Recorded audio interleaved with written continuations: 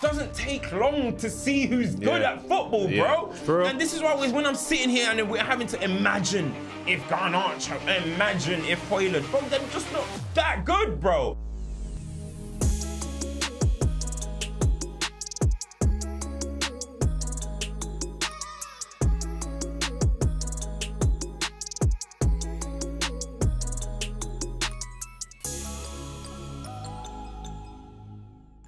You know, today I thought I would be upset. I'm really buzzing. Good mood. I'm in a good mood. I'm in a big mood. I'm Phil. and more so because, you know, Arsenal, aka Stoke City, aka... You buying into that as well, yeah? I just might as well. I'm just copying Saeed, really. It was Berbatov that said it. Oh, was it? Was it Berbatov? Shout out to Berbatov and, of course, Saeed. But yeah, the reason why I'm so positive, people, is because also big up Archie in the background. He's an Arsenal fan. I don't know how he made it in here today, but he's here, and I'm sure he's going to be gloating. Yeah, I didn't see him. Mate, I'm just in the corner. Yeah, you're in the... Oh wow, that was good. That was good. That was good. I'll bow out now. Yeah, but so let's talk about the game yesterday. We was both there as well. Yeah. I think the first 45 minutes, and I'm going to take it back to what I said when we first spoke about Ruben, about what he said we can expect to see. Yeah. And it was an idea. And we're seeing it game by game. It's a different strategy, the way we're playing with the ball retention. I think it was very, very positive in the first half. I want to say Mazraoui was probably our best player on the ball. What do you think about that guy, bro? I think he's just such a utility player. He's so good. He's so ready to take the ball forward. He got caught once, but that's the type of football I want to see. You know, I'm trying to say, like, trying your best to create space and even chances as well. But Mazraoui was good. I think the Lit played well as well. Yeah. In the back three, Maguire was good. He can only play 60 minutes as well because obviously we're trying to get him back into match fitness. But Ugarte done well in that midfield, won a lot of his duels in the midfield. But the problem I found, and probably why we didn't score, we only had one opportunity, which was the Dalot shot, was that the Lit header. The Lit header, which was a great save by Raya. But I just think the front line just didn't create anything. The lack of talent that I think we have in that department in terms of goal scoring or creating chances, it's really, really bad. And I think that's what cost us in terms of, you know, making the game more difficult for Arsenal. Because Arsenal are a very, very good team defensively. Like, they rarely felt like they was going to be breached by us. I think in the midfield, we won our battles, and defence, they didn't really have no opportunities. Saka was locked up, so was, Martinelli, and also Odegaard didn't really create what he usually does. But for us, in order to elevate and get better, and this is probably what will be very difficult for Ruben, I found, was that we just don't have no threat attacking-wise. Højlund, for me, I think he held up the ball well, but I wanted more from him. I wanted him to, you know, try and go 1v1. Saliba it was easy on a foot race with him. I mean, I understand what Ruben was trying to do with not playing Ahmad, who for me is our best attacking player. And he came on and he showed what he could do in a small space of time. But for me, I just felt like that was the problem that we had. Him, I think. We should, I mean, in hindsight, such a beautiful thing because we did well in the first half. But second half, I just felt like that is where the changes should have been made, because the game was there to be won or to have a little snatch and grab.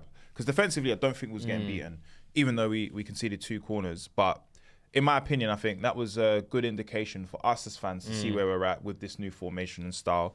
But also Ruben himself to say, okay, cool, there's a few players I feel like are not at that level. Yeah. And then maybe it's for him to, you know, build that energy for them. But you was there as well. And Archie, we can answer after what you felt like how the game went. Yeah, bro, I echo what you're saying in terms of the setup. I felt comfortable defensively, to be honest, like going against a team like Arsenal, felt comfortable. The corners, I knew eventually, I'm telling you, I recorded every corner because I knew one is going to go in, right? Arsenal know how to work for corners as well. They go down the line, they hit, sometimes even hit aimlessly because they know someone's going to have to clear it off the pitch. They know what they're doing, and that's credit to them. A lot of people are hating on it. Yeah. Listen, I've said time and time again, set pieces are a free opportunity to be creative. Yeah. Other teams should be doing this, bro. Free kicks too. One free kick that we were creative with, Anthony, and he goes and does that random side foot shot. But we were creative, bro. Free kicks are meant to be creative. And I feel like even in football in general, it's not utilized enough. Everyone just wants to shoot or they are free. You see in the NFL, they see it as special plays. Free kicks and set pieces should be seen as special plays. And Arsenal are the only team utilising it. And one thing is, people are complaining about how aggressive Arsenal are in the box. The reason why Arsenal are going to do this is because, listen, if me and you are wrestling in the box, what's the worst that can happen for me? And I'm an Arsenal player. The worst that can happen is I foul you, and what happens? You get basically a goal kick. You basically get a goal kick. We've set up, no danger. What's the worst thing that can happen if you foul me? Penalty. Whose jeopardy is higher? Do you know what I mean? And if not, they can go and score. So Arsenal are just saying we're going to play to the limits of physicality because it's a win-win for us anyway. Yeah, I agree. So they're being very smart. So I just want to dispel the whole talk about Arsenal. They're doing the right thing. But now, I agree with what you're saying. The personnel though, bro, that's the issue. That is the issue. There was areas where if you had better personnel, even in our wing-back areas, we would have been able to maybe progress forward a bit better.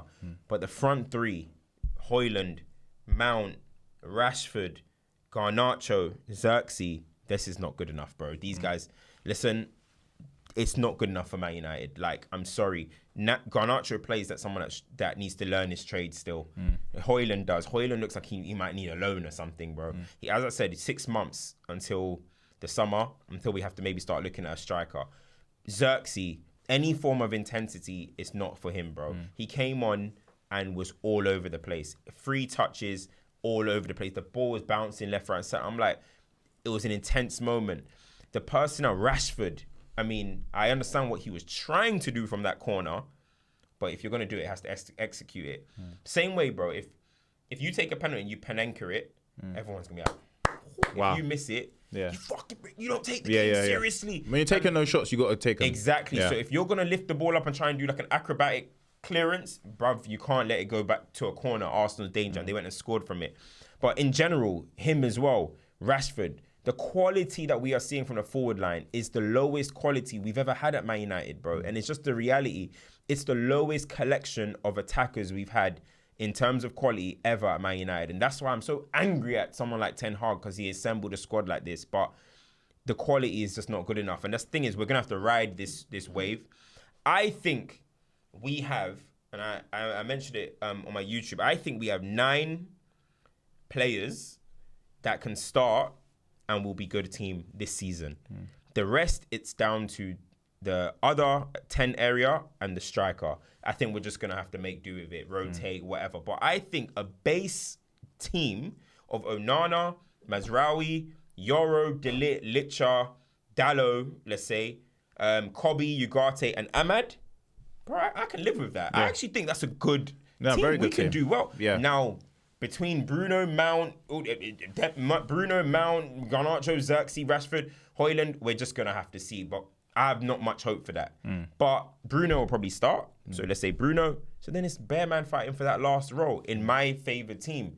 I just think the quality of that is just low. And Amorim's going to have to work his magic to get the best out of these guys. Even if these guys go on some form, I'm not being deceived by it. The quality is too low, man. It's too low. Like, we look at Martinelli as a clear weak link in Arsenal's team. We have like 3 Martinellis, bro. We have like 3 Martinellis and we're relying on them. They have Bukayo Saka. That's levels above. Mo Salah. Like, people talk about Darwin Núñez, but we have 3 Darwin Núñezes. Like, they have Salah. Do you know what I'm saying? There's Erling Haaland. We talk about Savinho or Doku, or like, they're not maybe the level. We have 3 Dokus, bro. Like, that we're relying on. You're having it right. You're actually having it right. It is, bruv. But okay, so Archie, as an Arsenal fan, because it's good to get your perspective, watching that game, at any point did you feel threatened by our attackers? And where did you feel like the game was maybe still in your control, despite the fact that we kind of nullified any attacks from Arsenal? I think the only time I felt threatened was when Kivior decided to pass you the ball. He was your most creative player, which is nuts. Who's that? Kivior passed it straight to Dalot, and that shot across goal, and obviously from the corner. That was the only time I never felt particularly threatened, because, like you say, your front 3, it's incoherent, and like you say, the talent level is just not there. I think you were actually really decent in the first 2/3. I think keeping possession in your own half, holding onto the ball, it's something that a United team I haven't seen in a Man United team in terms of looking solid and looking decent in possession. Because under Ten Hag, it was very open transition football, and that was half what I expected Amorim's ball to be. But he's shown that he can be adaptable, and it became kind of a 5 when it needed to be, and then he brought Ahmad on, and it came, the wing backs kind of pushed a little bit higher. But from like a control perspective, I mean, for me, the best player on the pitch, bar William Saliba, was probably Declan Rice. I think in midfield, he had himself a hell of a game. Bro, he was everywhere. I liked Ugarte for you guys. I think he was decent. Yeah. But I think Rice just absolutely... And he hasn't really done that this season much. Yeah, but he just took the reins. He was small boy in Mount. He was small boy in our team. Like, you could see he's just too powerful for our team. But Saliba, bro. Joke. It was a joke. Like, do you know, every time, there was a ball like behind the defense. Yeah, his recovery and composure to not hoof it. There was no worry in his mind anyway. And when I saw the team sheet and I saw no Calafiori, I saw no Gabriel, I was like, okay, cool, we've got a chance here. Yeah, but this just shows that Saliba and Gabriel individually are very, very important to Arsenal. And just having that level of composure in those moments. And we didn't even... I mean, if Saliba makes a mistake, then we probably have an opportunity. And there were a few times where we got the ball and we did nothing with it. And this echoes your point about the lack of quality in those final thirds. Bruno, for me, obviously played in a deeper role. And I think he played really... I think he played really well in the first half. But then the issue I have with conceding that goal wasn't the fact that, because I don't think we dropped our intensity again. I don't think that's what happened. I think the reality of the fact that we don't have any strength in depth, especially in that attacking third, if you want to call it, that was my worry. And I was just like, we're basically holding on until Arsenal get another corner. Yeah. And that's what actually happened. We was holding on. And Ruben will probably look, and he was very, very disappointed. He was animated on the touchline. I saw him throughout the whole game. And where I was sitting, I literally could see him and Arteta. Did you see him throw the bottle when Bruno kicked the ball off the pitch? I literally saw him, pause on his knees, literally throughout the whole game, because I think he can see things, but his team are not able to do it. All I can say though, the positives from this situation is we finally have a way we're playing, and it does look sustainable. We went up against one of the best team, if not the best team in the league at the moment. And, we lost to 2 corners, which we should have defended well. And credit to Arsenal, they have been doing that for the last 2 seasons. So it's nothing surprising in terms of the way they score goals. But I think what we can take from that is that it's a process. One thing which I've said, and I'm echoing what Ruben has also said, it's not really about the results. It's about the performance. And that is where we have to set our... That is the ceiling for us this season. Anything else is a bonus. I think if we go up against some teams in the competitions, I think we'll probably benefit more, because the quality isn't as high as it is. We're not going to face an Arsenal or a Liverpool or City or Chelsea every week, so we can afford to experiment certain things. In that game, it's fun. Being able to experiment like that, it's fun. Surely, being in that position. I look at when Arteta took over. That's exactly what he was doing. We are in our Lacazette and Aubameyang era, bro. 100%. That's what it is. You're looking at it, and there's a lot of similarities between Arsenal fans, the way they were speaking about an Aubameyang, and the way, for example, we speak about Rashford. Who's better out there? He scores goals, though. If we're going to do anything, it's going to be Aubameyang. That's the same way we speak. And lo and behold, Arsenal have moved on and became a better without team a striker as well. I'm not just trying to just dig out Rashford there. Just in general, right? We are in that period. People like Lacazette that were at the club, and you looked at him, Mesut Ozil that were at the club, and they had to be moved on. This is the thing that Amorim's going to have to do. Amorim, I'm mainly I looked at it and I think we've got a good coach here. It's down to recruitment now. Everything is down to recruitment. But listen, we're in the middle of the season, so I'm not going to necessarily talk about recruitment, but that is how Man United are going to improve, bro. It's through being better recruitment. But as you said, Archie said, we're going to have fun, bro. We're going to have fun. I'm looking forward already to Forest. I want to see how we play against Forest. I want to see who starts. I'm actually excited at the moment. That result didn't kill me too much.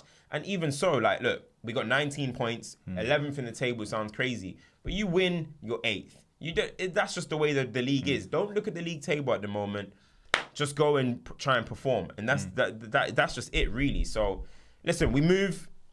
I'm not too upset about it. You know what I mean? Losing to Arsenal is dead, but we move, man. We move. Credit to Arsenal as well, man. They did well in the end. Yeah, I think, Saliba and Rice, as Archie said, phenomenal. Saliba, phenomenal. And I think that's the positives of Arsenal. I feel like over the years, I think they've had an individual player that when the teams that they're facing are literally defending really, really well, they have that player who is going to make something happen. And I think that's just a mentality thing. I think Arteta's worked really well. Like you said, he got rid of the players who he felt like were stopping him building his team. He's got his team, and any player that comes into it just fits in perfectly. I think you look at Calafiori, he's come into the team and he's acting as if he's been there for most of his career. When you walk into a winning system, it's hard not not to. It's hard not to. It's hard not to. And I think Arteta's got a very, very good idea on players. I think he knows what type of players needed. The players that come in are not even name brand players that people are ranting and raving about. He just knows what type of player to buy. And I think credit to Arsenal. Lastly, before you move on, Lenny Yoro. What do you think? You know what's funny about Lenny Yoro? Yeah, like, bro, he's got some elastic legs. He is gonna have to fill out physically. Of course. He's only a teen. Is he still a teenager? Still 19? Yeah, I think he is. Yeah. So he's got a long way to go, but it was good to see him out there, man. Good cameo. When I saw him in them 1v1s, bro, I stood up. I said, this is the moment. And impress me, bro. When I think it was Martinelli or Trossard, actually. Yeah, it was Trossard that tried to go on the inside, and he just said, not today, brother. Yeah, and confidence. Across the box, he cleared it. There was a time when it looked like he did get spin, which he's going to have to not do, but he still got the block. And I'm just like, okay. Very positive. Let's hope that's our new Saliba. Let's hope that's our Van Dijk eventually. Do you know what I'm trying to say? Like, let's just not hope it's like a Smalling or something. Yeah. You know I think. With all due respect to Smalling. I think the type of player, the player profile that he has. No. I mean, Chris Smalling was. You know what I'm trying to say? Like, hey, Smalling coming through this day, he might be a top center. No.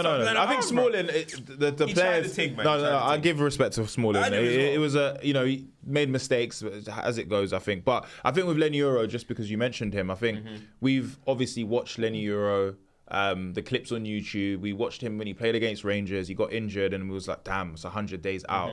He came back and I just felt like it didn't look like he was a player that was lacking confidence. I think he had a lot of it going up against Trossard, who is, a proven Premier League player, and standing your own as well. I think he did really well. I've seen some of the comps that people have put out, and I watched it live to see 25 minutes of football, and I think, you know what, it's a very positive thing for United fans to see someone that young, so composed. He's got all the attributes to be a top defender, and I think game by game he'll get into that rhythm. But very, very good news for us. You know what it looks like from the outside, from someone that's not a Man United fan? This is the first centre-half signing that I've looked at recently and thought, yeah, that makes sense. In terms of profile, right? Yeah. Maguire, okay, at the time, he was an England international and what have you, but again, didn't really make a whole lot of sense for the price.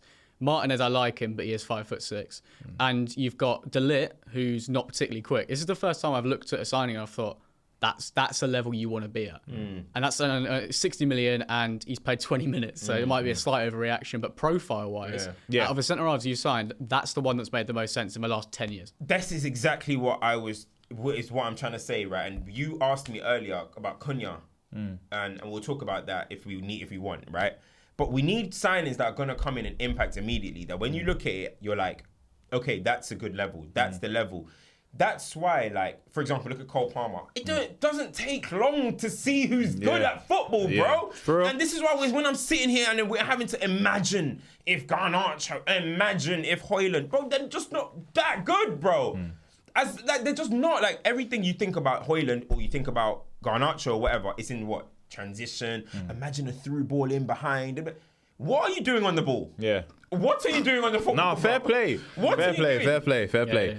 Anyway. No, we digress. Don't make it too negative. No, because what you're saying is true. I think, but this is the thing. Why I'm saying United fans, we need to take a little chill pill is because Ruben Amorim has come in and taken in Ten Hag's team. He's having to change his strategy to fit his own idea, but then also within the realms of having players that are not his. He didn't buy not one of these players, and he's making it work.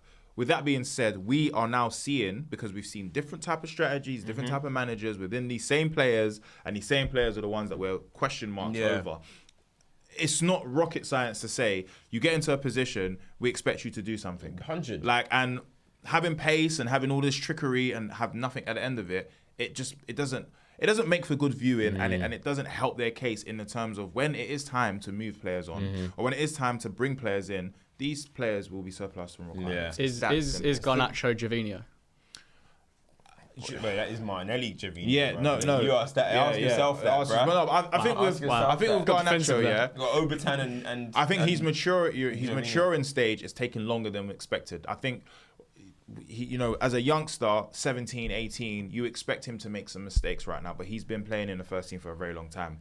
And I think his end product is what is lacking so much. He does score goals and he does contribute, and against teams that I feel like you expect it. But we need him to be you're starting for Manchester United, regardless of the age. Too, man. Højlund as well, like you're starting for Manchester United. You've had ample opportunities to prove your case that you should be playing here. And how you prove it is by scoring goals. That's your position.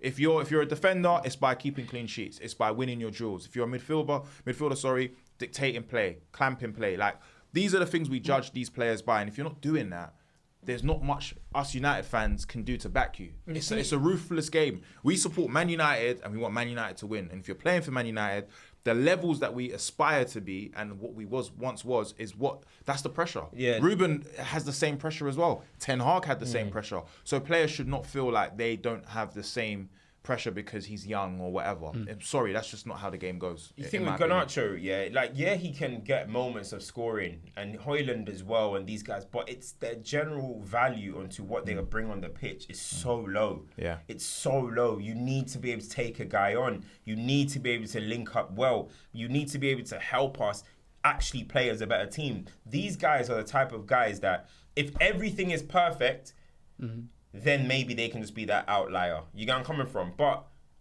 he doesn't really perform well, but he gets goals.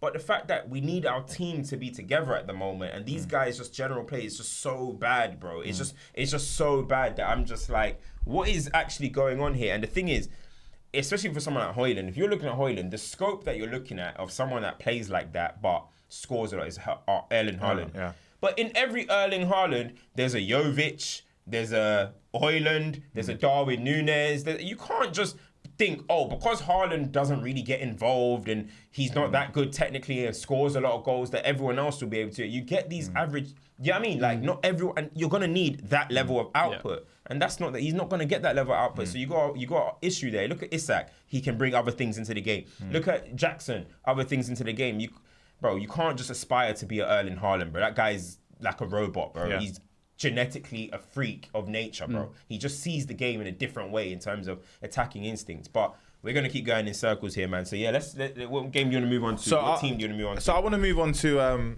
the title, I guess, the team that everyone thinks is going to win the league currently, which is Liverpool, yeah? Which was they obviously drew 3-3 with Newcastle, yeah? Which was a very entertaining game. We didn't watch it, obviously, but I've seen the highlights. But more importantly, Mohamed Salah. Now, I'm a flower man. I like to give flowers out. And I'm giving my flowers out again to Mohamed Salah, just because I feel like Arne Slot has inherited a team that, Klopp was struggling to get a title charge out of, right? And he's made them into title contenders within the first 5 games. We could see Liverpool were a problem. But Mohamed Salah's consistency this season has been an absolute joke. And I think yesterday was an indication. I don't think if he's on the pitch, they even get a point. And I think that is the level of world-class player that every team aspires to have. I think whether Liverpool are playing good or bad, this man is scoring goals or he's contributing to play. He's making things work. And I said this before when we did our top 5 list of the players in the world right now. And I said, it's not about the goals of Salah that I'm excited about, because we've been seeing this.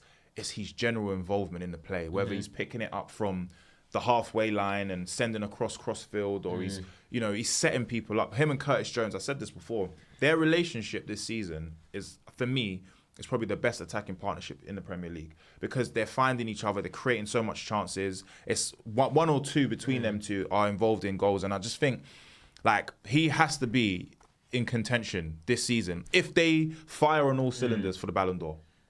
In my opinion, he's the best player in the world. Do you know what? When we had this conversation, I was still holding on to Vinny because of what Vinny has. Well, you think he's done. The best player in the world? Currently, there's no question. There's a lot of people that are doing well. Yeah, and the reason why I say that is because what more? When we speak about Cristiano Ronaldo, speaking about Messi, they were doing what Salah's doing. So what more do we need to? Does this man need to do in order for him to be in that conversation? I just think he's levels above every player in the Premier League right now. They're top of everything. He's top of everything. Like, even just statistically, without watching Liverpool, I think he's the best player in the world. But he's got 21 goals and assists out of their 28 goals. So it's like 75% of everything is Mohamed Salah. Come straight But from him. I mean, I guess that's good and that's bad in the same way because Salah's made out of steel because that guy's never injured, right? But you just got to worry about that for Liverpool. If anything was to happen to Salah, then that's kind of a concern. But now Salah, yesterday, he was balling out. He was putting a display on. Could have scored so many more goals as well yesterday. He was putting a display on, hit the bar. He was causing havoc outside the foot. Great last goal as well. That third goal was brilliant. So yeah, right now he's on incredible form. Easily the player of the year in the league anyway. Yeah. Definitely. We'll have to see what happens the rest of Europe. But nah, he's definitely leading in terms of world football. It's undeniable. Can I put something to you? Go on. Is he Liverpool's best player in the Premier League era? Yes or no? I had this discussion. That's a good question, Arch. It's still Steven Gerrard for me. Steven Gerrard for me. It would be hard for me to. Can you be a team's best player in the Premier League era without winning the league? Do you think? Because that's surely got to count for something, can it? No, I mean, you could. It depends on what the team is. I think for Liverpool's such a huge club, like one of the biggest clubs in the world. So when they don't win the Premier League, or when they didn't win the Premier League, it was kind of like shunned upon because you expect them to be able to do so. They've had so much great players over the years, right? But I think that Champions League and that FA Cup that Steven Gerrard single-handedly involved himself in, and you could say single-handedly won for them or brought them back in regards to both finals, yeah?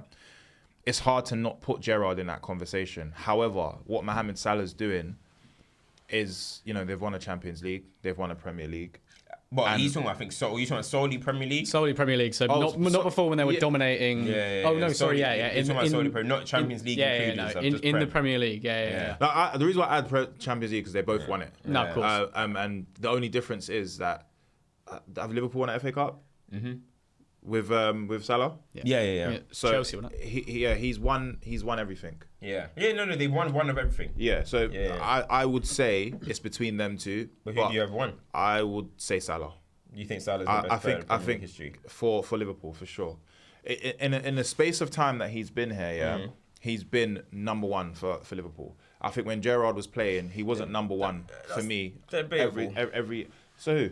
What, you think... Wait, who was better than Steven Gerrard? Bro, Luis Suarez was more important to me. Yeah, Luis Suarez. Torres in a couple of years. Torres was... Gerrard was still the best player, even when Torres was there. I think Steven Gerrard, yeah. But, in the season that... I mean, come on, bro. They still got Van Dijk. They still got Mane. In the season that they won the league, Mane was their best player in the league. Can I just say something, Kieran? Let's have it right there. He was. I think Salah's been their best... If you're talking about the whole overall, but I wouldn't say every season he's been their best. I think Salah has... Look, I'm not. I hate. We say this before. We look at football, whatever. Yeah. Salah's numbers have not decreased in any shape or form at all. It's just been that. Yeah. Whereas I feel like I didn't like the fact that Sadio Mane left. I think them two together at that point was the best. In duo. It was a crazy duo. Obviously, Mane and whatever else, but I think this is what I'm saying about the disrespect for Salah. Like, he's doing everything plus more. Agree. And I think there was times where, with Liverpool, in fairness to Steven Gerrard, I don't think the team was as complete as we would have liked it. They did come close a few times, but I don't think it was as complete. They did well. Brendan Rodgers did well to get them to that place where they fucked it when they played Crystal Palace. But it's between them two, and if someone said to me Gerrard, I wouldn't argue. But in my opinion... Just based off, I've got fresh eyes and I've seen the level that the Premier League has gone to. Salah has been just the best for me, for Liverpool. Like, he will have a statue outside Anfield soon. I don't think they will give statues out, Like, they have to. They have to, bro. Nah, he'll have one, 100%. He has, bro. If Liverpool win the league again this season and they win the Champions League, Mohamed Salah will be... Gerrard's getting his statue first then. I hope they get him... No, of course. Gerrard got one? Yeah, Gerrard definitely has to. He's first in terms of statues. Yeah. No, Gerrard has longer. to. Like, Gerrard is Mr. Liverpool. He's played for that team. Obviously he moved to LA Galaxy, but he probably would have stayed there forever. Like, I just think as pure quality as well. I just think Gerrard's the best player they've had. Well, you guys let us know what you think. That was a good question. But yeah, but then also I want to speak about, in that same game, Alexander Isak. Now, with him, I don't know how to explain it, but I feel like sometimes because he's playing for Newcastle, we don't watch Newcastle enough to actually appreciate his play. But when he plays against top teams, we see his level. And I think Isak, watching him, I said this before, I think I said this last season, he's my favourite striker to watch in the Premier League because, like you said earlier, he offers so much. He links up play really well. He's great dribbling. He can make a fool out of defenders. And he's got an incredible finish on him, whether it's a header, whether it's a long shot like the goal he scored against yesterday, spanned Van Dijk, which we rarely see. And it even makes it even more better because of who Van Dijk is. Rarely, when I say rarely, in a season, how many times does Van Dijk get moved to? They were just saying he's the best ever to get spun. Bro, I've seen Terry get spun. I've seen Rio get spun. Thank you. That's what I'm saying. Like people act as if like this man has never been done over. No, he has. But my point is, I think Alexander Isak is a top class player, and I think Newcastle are very lucky to have a striker like him because usually players, they do 1 or 2 seasons at that club and then they move. But they've got something there with him, Where do you rank him in terms of the strikers in the Premier League right now? Top 5. Easy? 5. Yeah, top 5. Haaland, Nico Jackson, Isak. Ollie Watkins? I'll still give it. I'm disappointed with him this season, but I'll give Watkins, and Liam Delap. You're not letting this one go, are you? Nah, Liam Delap. That's your guy, isn't it? Yeah. This propaganda's brutal, mate. And Liam Delap. Listen, when Liam Delap gets that, this is the thing, right? When Nathan Collins got his move, he didn't shout me, bro. I saw him actually at EA, and I told him, I got stocks in you. Yeah. He ended up having an average season. This season has been a little bit better. But now, when Liam Delap, when you get that move, you better give me credit, bro. Same with Jack Grealish, bro. Man got 100% amount. You know what stocks I put into him, bro? You're taking a percentage. Bro, give me a percentage, bro. Give me a shout out, bro. Like, you know what? The faith that Coach Cams gave me, I couldn't let him down. Man. You know what I'm trying to say? But nah. I don't know. That'll probably be my top 4 anyway. I don't know about the 5th one. There's a Kai Havertz. No, come on now. Let's have it right. Good player, but come on now. I'm okay, Sorry, man. You got your win yesterday. That's what you're getting from us today. Yeah, who was it? Solanke. He's in okay. Yeah, I'll probably say Cunha? about that. Is Cunha like? Would you call him a striker? Nah, he's a 10. They play that Strand Larson fella up. Someone at Man United should be signing. But anyway, let's move on. Move on. I've got something to say, man. Chelsea might win the league next season. You know. Wow. Next season, Chelsea might win the league, bro. Scary, man. Chelsea might win. It's If really Chelsea scary. get a centre back and a goalkeeper. And maybe just say like one more, maybe midfielder or attacking area. What more do they need, man? I know they bought it, whatever, but they've assembled something. If Chelsea get what they need now, just a few more pieces, they are going to be. What have you seen that's made you make this statement, bro? First of all, we all know that Chelsea have a very talented squad, right? Of course, like there's the thing about Chelsea, they've been one of the most confusing teams to analyze in this last few years, because at one second I'm like, Todd Bowley and these men know what they're doing. Then the next second you're like, what kind of madness is going on? Like, this is a kamikaze. This is absolutely crazy. Then again you're like, hold on, I'm seeing something. Then you're like, oh no, these guys are. It's so like up and down with Chelsea. That it's been so hard to analyze, but now here they are, right? They ended the season very well. People seem to forget. As much as Pochettino gets criticised, Chelsea won 8 of their last 12 league games, right? So they end the season very well. They finished 6th. If it wasn't for us winning the FA Cup, they'll be in the Europa League right now. So they had a fairly decent season considering where they were with Potter and all of that Lampard and all that mess. So Pochettino kind of, I don't know, you're on a rocky ship a little bit. He's kind of, you know what I mean? But there's still some waves. And all Maresca's now come and done, steady the ship. Whoa, okay, I'm the driver now. You know what I mean? I'm the driver. We're clean sailing. That's what it is now. Do you know what I'm trying to say? So Maresca's come in. He's straight talker. Doesn't give a damn about nobody's feelings. I supported him when he did that whole Raheem Sterling thing. Everyone was onto him. I said, I think he's doing the right thing.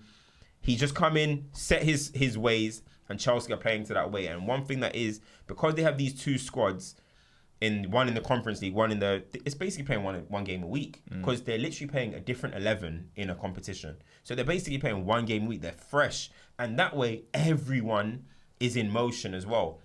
Okay, I'm not going to play this week, but I'm playing Europa League. So when I come off the bench, I'm going to be ready anyway. I've got my blood's flowing. I haven't been on the bench for 4 weeks.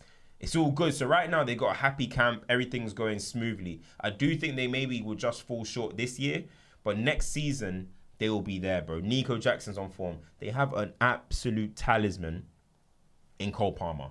That guy has reignited that club, bro. From last season, he was doing spooky things. This season is continuing. He has reignited that football team, bro. Chelsea, so you already know they got a superstar in the making. They got a superstar there. They got a striker that's very good. The wingers are kind of figuring it out. Like, who's going to start, Noni or is it Neto? They're figuring it out, but they're all contributing in little pieces. Esteval's coming next season. Are we forgetting that? Utd Players, Andre Santos is returning. So even so, when I'm saying they might need to sign him, these guys are there. These guys are there. So then you're looking at the evolution this season of Caicedo. Towards the end, from like January, he's been playing well. But I was seeing like kind of the tackler version of him and getting in around and blah, blah. But now he's showing the footballing ability that he was showing at Brighton. Getting on the ball, he's passing, he looks calm. It's all right. Now Enzo, there's all a winning environment now. Now Enzo is plucked in. He's playing well in the last couple of games. So all of a sudden now you just, winning breeds confidence, bro. Winning, that's just what it is. That's why we say Calafiori and these men can just jump into the team with ease.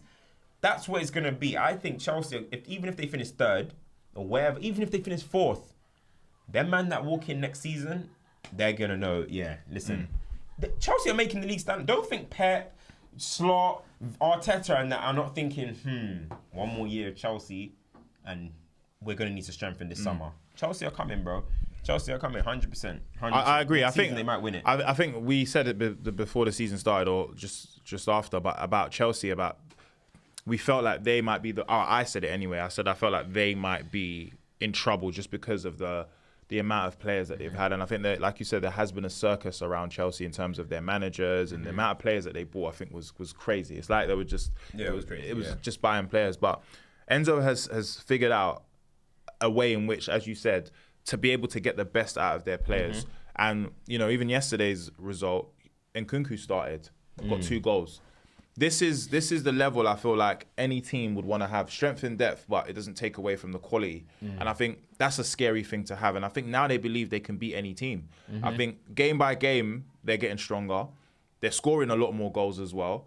And it just seems that they're always going to create chances. And I think that's the best thing for a manager to see, is to be able to have a team or have a strategy in which allows your best players to shine. Cole Palmer has this amazing ability to be in and around the box at the right time, whether or not he's starting play or, literally finishing it off. Enzo, as you said, but for me, the star player for me has been Caicedo. In midfield, I think he is the best player this season.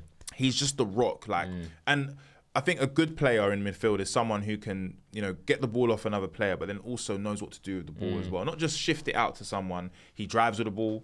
He moves really well, and I think their defense as well are benefiting from what's happening ahead of them as well. They know that, okay, cool, we might concede, but we're going to score more than a team. And I think once Enzo gets that balance between being a defensive team as much as an attacking team, we could be seeing a top team. Teams are now going to have to start playing against Chelsea.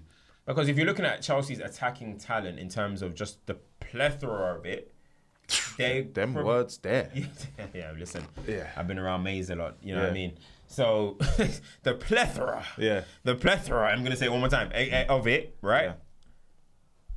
It's probably, in terms of the collection anyway, might be the best in the league in terms of just pure collection, right, of quality. Because look, whether you think Felix is able to do things week in, week out, his quality is undeniable. It is one of them ones that you got stuff like that, and Nkunku, blah, blah, blah. So teams soon are going to have to start really, and I'm not saying they don't, but you see the way they set up against City, the way they set up against Arsenal, them disgusting low blocks where they're probably going to have to start doing that now, because if not, Chelsea have goals in them. Chelsea will steamroll teams. The same way we see it. Anytime a team doesn't come on that mode with Arsenal, they get wiped. You know what I mean? And that's where it is with Chelsea. And Chelsea have got a better quality of attackers. So I honestly think teams are going to have to start taking Chelsea much more. Not saying, again, I'm not saying teams don't take Chelsea serious. I just think they have to start treating Chelsea like it's Arsenal. Start treating Chelsea stop thinking that you got a chance. You got to be very tactically astute, because I'm seeing Southampton doing that stupid passing from the back and getting pipped. Again. Bro, don't do. They're the worst team in Chelsea, Premier League please. history. Yeah. I'm sorry. I I don't want to hear Southampton. Derby this, Derby that. That back six with that keeper and that back five is like low championship standards. Paul Walker-Peters probably only Prem. Yeah. Like, I like keep him Aribo and then as just well. let him go. I like Aribo's that good. Harwood Bellis guy. He's not too bad. Dibbling but- as well. He didn't play us, did he? No, Howard didn't Bellis. he? Yeah. Dibbling, very good. Stocks, Really very good good. player. Stocks. Yeah. I think we've all got Very stocks in good. it. Yeah, you would, wouldn't you? Dibbling looks like a He good came through at player. Chelsea. No, he came through at Southampton, went to Chelsea, then went back. And didn't cried he? and came back. He Yeah. said he missed Southampton. Really? Yeah. Oh, okay. He went for 1 year and he hated it. Really? Yeah. Yeah. But he's got a good future. I think that Yeah. it's good to play in the Premier League. You're starting every week in regards to just probably playing in one or Struggling two as well. cups. He's a good player. No, I think Chelsea there's was two big question marks around Chelsea, right? And I agree with everything you guys have said. It's when adversity hits, how they're going to react. Because this current squad, this current manager, they've not had any point where they've had to like bounce back. Like say, I'm sure that City will, but like the way they'll have to bounce back, or like you know where several teams have. Yeah, exactly. And this kind of two squads that they have, one in the Conference League, one in the Prem. Once they're in the Champions League, how many players are going to be happy with that? I don't think it's going to be. fully agree. That is going to be next season is going to be interesting. Yeah. Especially because I just mentioned they got Kendry Pires coming back. I don't know. He's young. He might not play so much.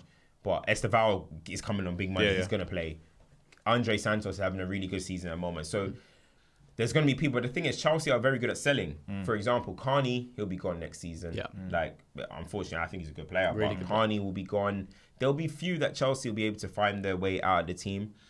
But I fully do agree with that. It's not sustainable. It's nice right now in the Yeah. Conference League. And no adversity because they're flying, but it will But be I interesting think to see. Archie, what you said is a good point because I think right now no one expects Chelsea to win the league. So the expectation, we're just enjoying. It's a free hit. Yeah, essentially. we're Like, just enjoying them continually. They're the pulling most out. intense team to watch. Yeah, like you know you're gonna get goals with them. You know you're expecting Cole Palmer, Nico Jackson, Madueke to do well. But when it is like when you're looked at as a Champions League winning team or a Premier League winning team, I think that is when the pressure is more high. You see it everywhere with the media. I think Chelsea have kind of gone under the radar right now. I think people are just watching them and like, oh, Chelsea won 4-1 the other day, and not really taking it seriously because Liverpool and Arsenal and City have been the teams that have been potentially trying to win the Premier League. Yeah.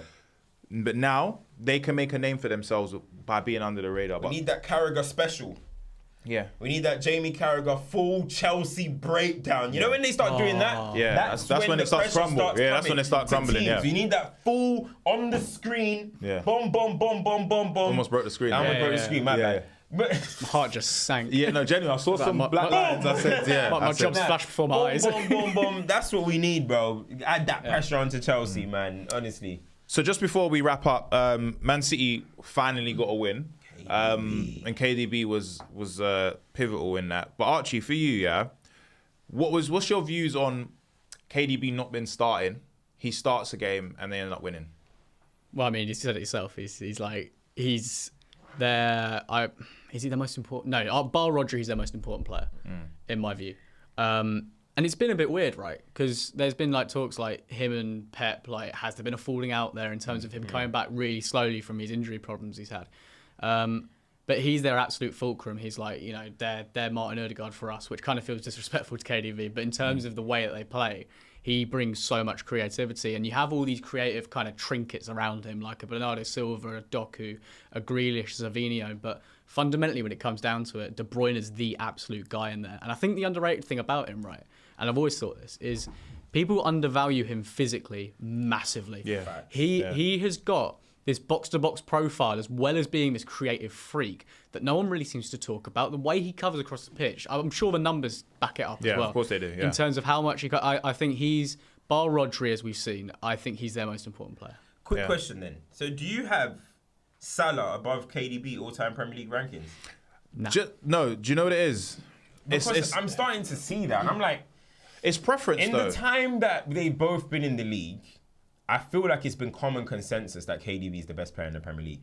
No, so then I don't see how then all of a sudden Premier League rankings all time come. Do you know what backs up the Kevin De Bruyne thing? I'm not slandering Salah. Yeah, yeah. I'm not slandering Salah. I'm just saying. I just think with KDB, he's got Premier League titles to back it up. I think the goals and assists have contributed to them winning the league. So when you look at it in hindsight, of course Kevin De Bruyne is considered to be better than or have he's in the top 5 of all time, right? But I just think maybe it's just the way I view football. I think with Kevin De Bruyne, maybe I'm so used to him being such a high level that it's kind of like, well, I expect that from him. Whereas with Salah, every season they're trying their best. Like 2 seasons they could have won the Premier League. They didn't because of how great City or Kevin De Bruyne has been for them.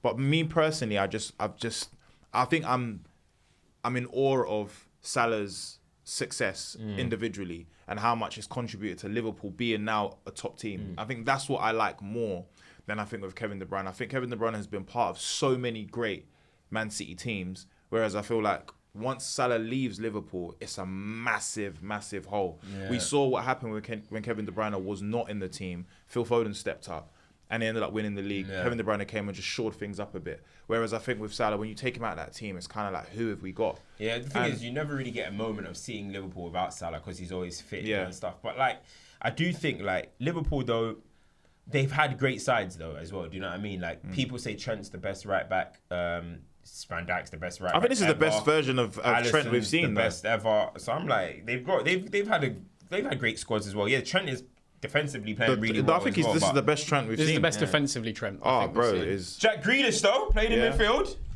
You've been screaming. No, tell him though. Yeah, tell him though. They better not call Pep the genius, bro. Yeah. Me, Dean Smith, and Lee Carsley saw this first, bro. Me, Dean Smith, and Lee Carsley. Bro, Jack Grealish is a midfielder. Every time people think, oh, look at him 1v1. He's not a 1v1 player. He's a midfielder. Now, Jack Grealish, when he's driving from midfield, is one of the best in the world. Well, statistically, one of the best in the world, actually, from midfield running and carrying, but not on the wing. He can't size you up and just cook you. Now, when he has space to go right or left or in big spaces, he's going to get past you. But in them 1v1 areas in the corner, bro, he's not Doku. He's not Vinny. That's how he's having to play. He's not like that. In midfield, listen, Jack hasn't had a great time at the moment in terms of on the pitch, injuries as well. But he's now needs to get that consistency because his future is in the balance at the moment. Apparently, is in the balance according to reports. So Jack, if he can get a midfield run, Pep said he played really well. KDB was getting given man of the match and went out of his way to say, no, but the exceptional player today was Grealish. The way he plays, he helps us control, blah, blah, blah. And I think it's the best move because we're talking about all these aging legs and stuff. Even though Jack Grealish isn't young, he's not one of them that I look at like, oh, you're aging, your legs are gone. You're how I look at like Bernardo and how I look at Gundogan. He could have a big part of them potentially trying to just turn the switch a little bit this season. I would love to see that play with it more. This is why I think Pep, is a genius, and this is my view of him, I feel like he always faces adversity within a season, and he shows his managerial skills and coaching skills by alternating positions. Not really players, but positions. I think Jack Grealish, he realised when he signed Jack Grealish, this guy is an incredible ball carrier. He's got an eye for goal, brilliant player. But I need to play him on the left because I've got Kevin De Bruyne and I've got Phil Foden. Now things are probably getting a bit shaky in that team. They've lost quite a lot of games this season, something very rare to what we've usually associated with City. He said, let me just put him there. And he's seen what's going to happen. And then Doku now, yesterday, was frightening on the left-hand side. So it's like, he knows how to move his team around because he knows these players individually. He knows their strengths and their weaknesses. And I'm guessing Jack Grealish has said, look, I'm not telling you how to do your job, but get me in that 10. Midfield. Get me in there, and I can cause problems. I can do it. And Jack Grealish, we've been fans of him for a long time, and I think for football, it's great to see Jack Grealish playing in that position. And I think if he can alternate and do what he does, because this is what I think Pep's going to do this season anyway. I don't think they're out of the league to title race. I think now they've smelt blood. They're like, you know what? Liverpool drop points. I feel like we can do Arsenal. But I swear if the Prem let City win the league. No, then I'm done. I'm done. If the Prem let City win, I'm not watching Prem anymore. Because all you're going to see is Pep do this. Bro, no. It's that little L as well. Yeah, he'll do that. He'll do that in front of all of our faces. This will be ridiculous. But as you're saying, bro, I remember in the Championship, yes, it's the Championship, but Jack Grealish was injured for a lot of the season. Dean Smith got appointed, brought him in, put him number 8. And they avoided relegation. They got promoted, bro. Wasn't the they got promoted? Didn't he save relegation? That was Premier League, right? That was in the Prem. Yes, yeah. But that season, he was playing off the left, but drifting. He was just standing on the left, but he wasn't. Like his position was left, but he wasn't actually playing there. But in the Championship, he played number 8, and they went on this run where it was like 10 wins in their last 11 games or something and got promoted. So he can play that role, man. So it'll be interesting to see. The problem for that, though, one man's got to be worried. Felipe. If you let Jack Grealish play in that midfield and play well, after the way Foden's been playing, after the way they need a little bit more legs in the midfield, Jack's got a little bit more legs than Foden. Little January loan move. Never. Foden, bro. Best English talent is Rooney. I'm not here to pile on to him, but after he's seeing that he posted his PFA Player of the Year and all his trophies that he's Head won, is hot. when he's not even getting media scrutiny, I'm like, bro, you're moving a bit sensitive. But yeah, man. All right, Is it so time for question time? it's question time. Now, Yes. this one here, I have got a quiz for you. Yes. All right. Can you name Yeah. the top 10 Premier League teams in terms of how much wins they've had in the Premier League? How much wins? Yeah, obviously you can't say the exact number because no one knows that. No. But from 1 to 10, the teams. Yeah, okay, Manchester United, Number 1, 749 wins. Liverpool, of course. Number 3, Yeah. 663. Man City, 6th with 537. Arsenal, 2nd, 681. Chelsea, 4th, 655. Everton. 7th, 442. They've been in the Prem the whole time, never relegated. Oh, but it's the Prem, yeah? Yeah. Okay, I think I've got the... Oh, Spurs.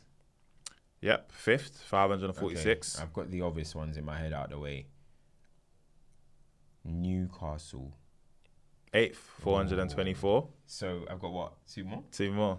This might be the first 10 out of 10. I thought I'd be nice though. Hold on. West Ham. Wow, that's amazing. 10, Oh! 364, so you're missing 1. Just want to let you know you do have 16 seconds. No, bro. So I've got West Ham. Are they in the Prem currently? Yeah. Villa. And that is 10 Let's out of 10. go! That is 10 out of 10 culture camps. 10 out of 10 culture Coach camps. Cam, not one miss. No, I said Coach Cam. Not one miss as well. I didn't Nah. have one miss. Nah. Not one miss. You didn't say any other team that was. Yeah. Yep, no, that was incredible. Let's go. With that being said, I thought why not add another one because I knew it was going to be easy. Ah. Can you then name top 10 teams with losses? Whoa. This is just a bonus. This is just a bonus. Most losses. And I think, because Archie's just there chilling and acting like nothing, you're going to be involved. So you're going to do the Okay. duo, all right? All right, Everton. Number 1, 454 losses. In fact, it'll probably be a lot of teams that have been in the league for a long time. So, Everton, Chelsea. 10th, 279 losses. Are Spurs up there? Yep, 6th with 400 losses. Low key, it might even be a Man United, No. because we've been there for so long. Man United, no. They're not in the Is top it 10. City? City, Yes, 8th. for sure. Yes, Well, for sure. they're joint 8th, but 9th Yeah. with 291. Okay, I'm going to go for Fulham. 8th, 291. And then I'm going to go West Ham. 2nd, 449. And then... West Brom. No, because they get No. yo-yoed too They're much. too yo-yo. Yeah, they get yo-yoed too much. Is it Newcastle again? 4th, 411. So how many we got? Have we had number 1 yet? Yeah, Everton. Everton were number 1. So you've got Everton, West Ham. Yeah. Would you just say now? Newcastle. Newcastle. Yeah. You said Spurs. Yeah. You said City. City. Yeah. And you said Chelsea. Yeah. I missed that. So that so you need 1, 2, 3, 4. Villa. Yep. 3rd, 415. Yeah. And then You do have 30 seconds remaining. is possible Middlesbrough. No. Leicester. No. It's not Leeds because they spent so long outside the Yeah. Prem. They spent like decades out of the Prem. Fulham. Said them. Oh, I said Fulham. That You was, said Fulham, I yeah. had Fulham. So we got 2 more. Yeah, Fulham. So Yeah, 291, yeah. Okay.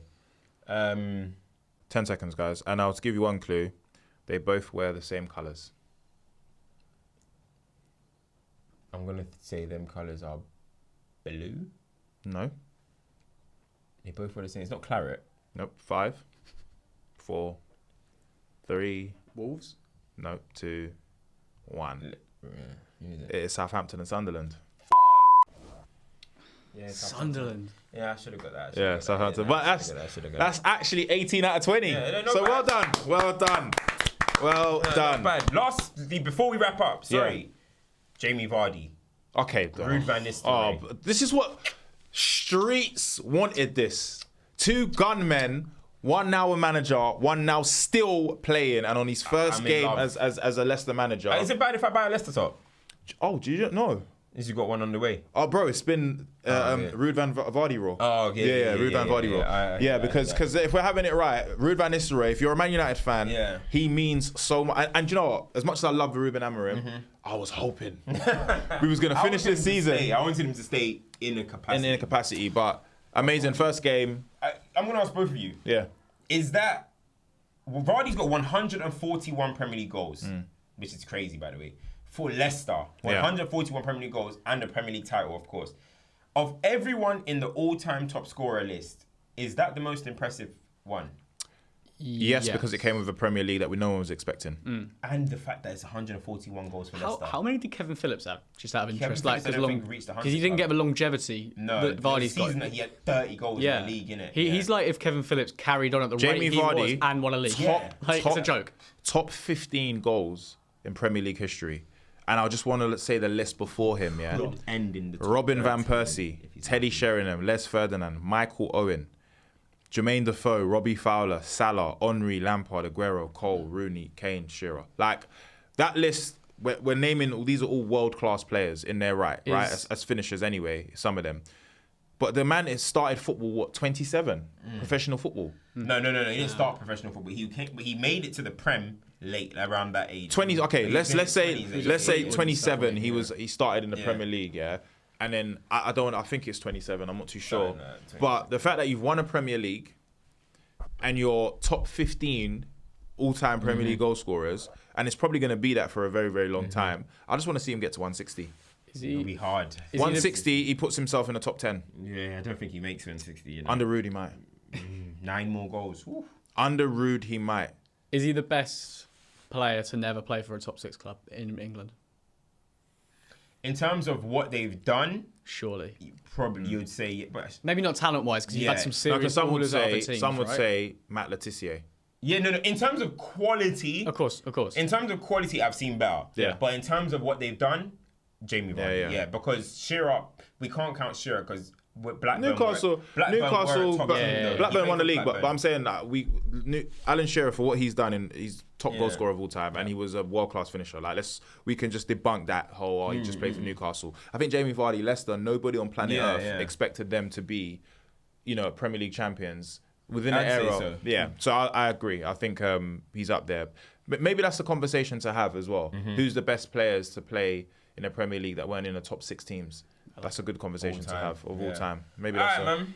But anyway, guys, we're back again next week, and hopefully we're still positive with Ruben's Red Army. We will, mate. Yeah, know what I'm saying. And so shout out to Stoke City for their win yesterday. It's good to see them back in the Premier League, man. And lastly, RIP to Kath. Oh, yeah. Yes, of course. RIP Kath. Been a receptionist at Man United since 1968. Yeah, man. They are absolutely crazy, that is. Yeah, at Carrington. RIP. Yeah. I want to say RIP to my guy Abdul as well. Yes. Passed away. Unbelievable, honestly. But top guy, man. Honestly, top guy. Big Man United fan as well. So RIP to Abdul, RIP to Kath. And that's about it, man. See you next time.